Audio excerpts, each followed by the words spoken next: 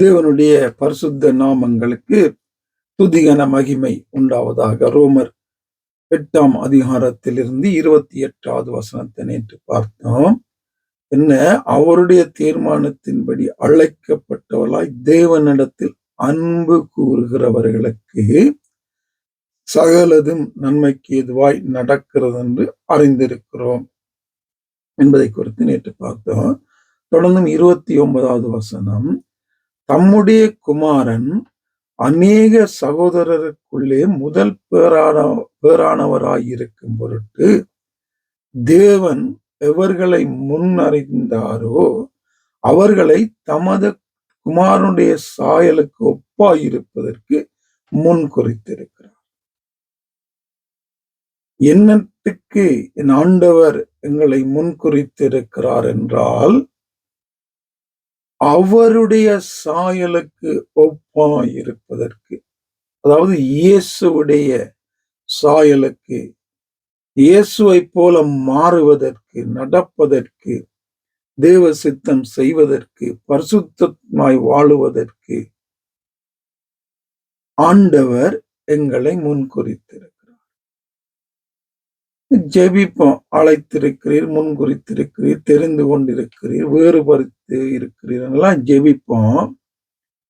எதுக்கு என்பது அநேக நேரங்கள்ல நீங்களும் மறந்துடுவோம். அதுக்குரிய வாழ்க்கை இருக்காது.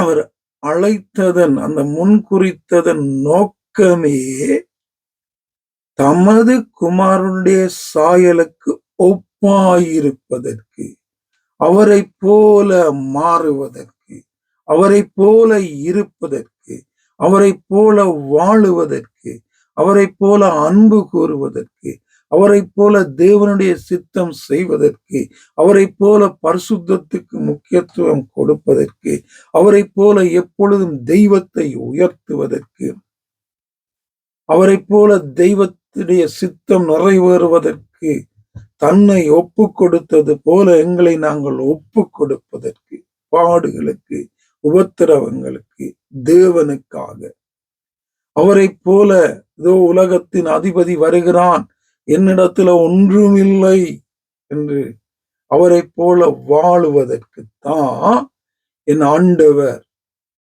எங்களையும் என்னையும் உங்களையும்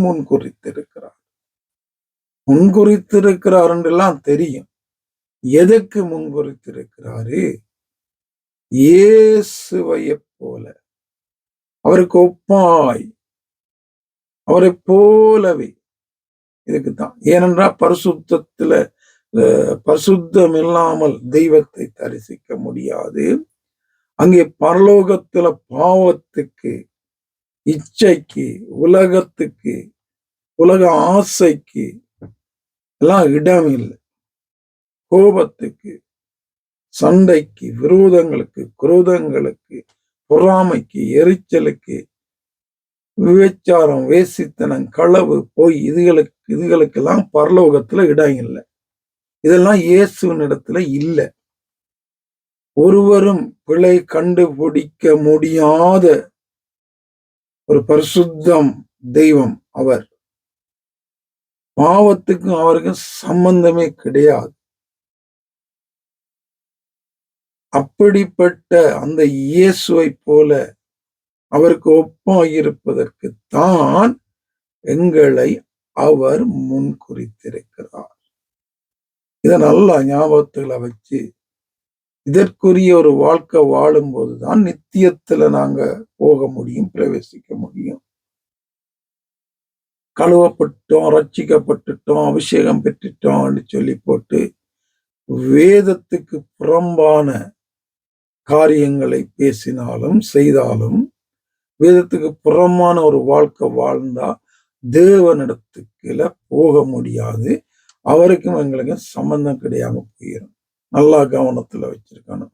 எவ்வளவு பெரிய ஊழியத்தை செய்யலாம், சபைகளை கட்டலாம், அள்ளி அள்ளி கொடுக்கலாம், பிரசங்கம் பண்ணலாம், தீர்க்க தரிசனம் சொல்லலாம், என்னத்தை செய்தாலும் அங்கே மத்தேயுல சொல்றாரு, அக்கிரம செய்யக்காரரை என்னை விட்டு அகன்று போங்கள், நீ கிரமமாய் செய்யவில்லை, நீ வேதத்தின்படி செய்யல. வேதத்தின்படி செய்கிறவர்கள் தான் அவருடைய சாயலுக்கு ஒப்பாக மாற்றப்படுவார்கள், மாறுகிறார்கள். ஆகவே அப்படியான ஒரு வாழ்க்கை வாழ ஆவியானவர் எனக்கு உங்களுக்கு உதவி செய்து வழி நடத்துவாராக. ஏதாவது கேள்விகள், சந்தேகங்கள், ஜெபங்கள் இருந்தால் தொடர்பு கொள்ளுங்கள். 004478679262 82 81.